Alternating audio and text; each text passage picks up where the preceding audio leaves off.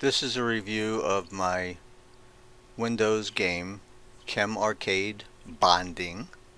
It will run on Windows 7 and through Windows 10. It is free. It can be downloaded at just RTC Games on Facebook. Okay, so there's music playing now. That music can be turned off or muted by clicking this button down there. You can also go up to the menu. If you don't see the menu, you press F8 and it will pop up, and click on File. There's a number of options.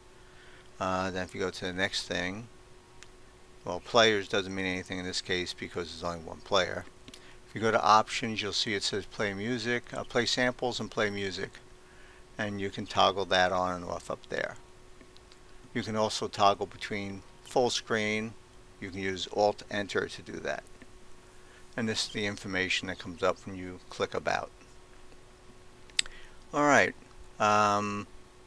click on Continue, and here we have a sample of the choices. One of the first things that we want to look at is the privacy policy. Essentially, I do not collect any information whatsoever about the user. Nothing is sent back to me. It does not need the internet to run. There's no advertisements, so it's perfectly safe to use. You have to first set the speed. If you don't set the speed and you try to play a game, you get a warning that you should set the speed.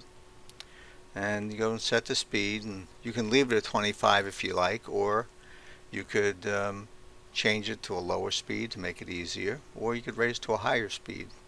And you'll see it shows you the points you'll get for each one of the things that affect the overall score. When you change the speed, that changes too.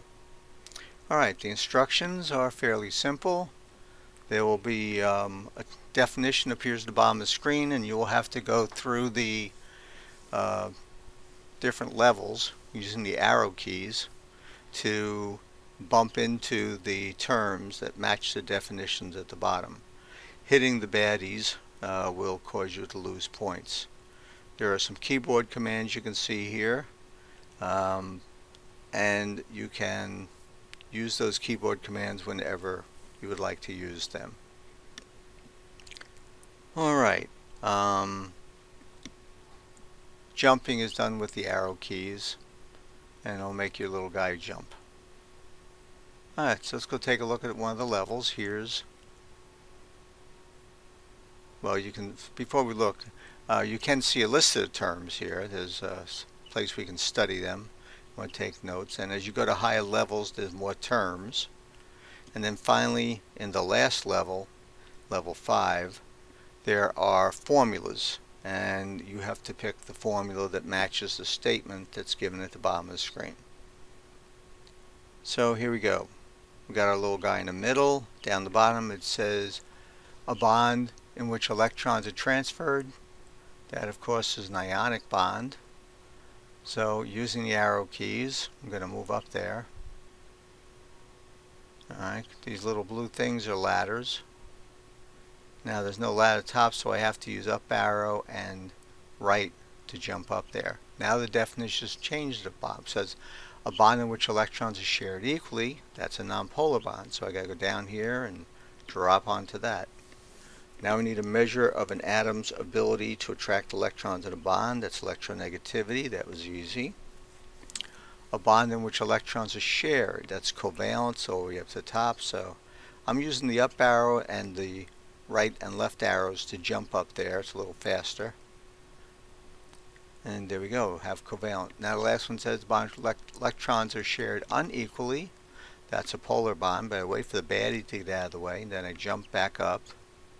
Jump? No, I didn't jump. Alright, over to the ladder. And now we need electrovalent, which is another name for an ionic bond. And you see the bad guy disappears, and the instructions for the next level appear down here in the corner. So we just go over to there, and we're in the next level. Now we're in level 2. And so it's a bond in which two pairs of electrons are shared.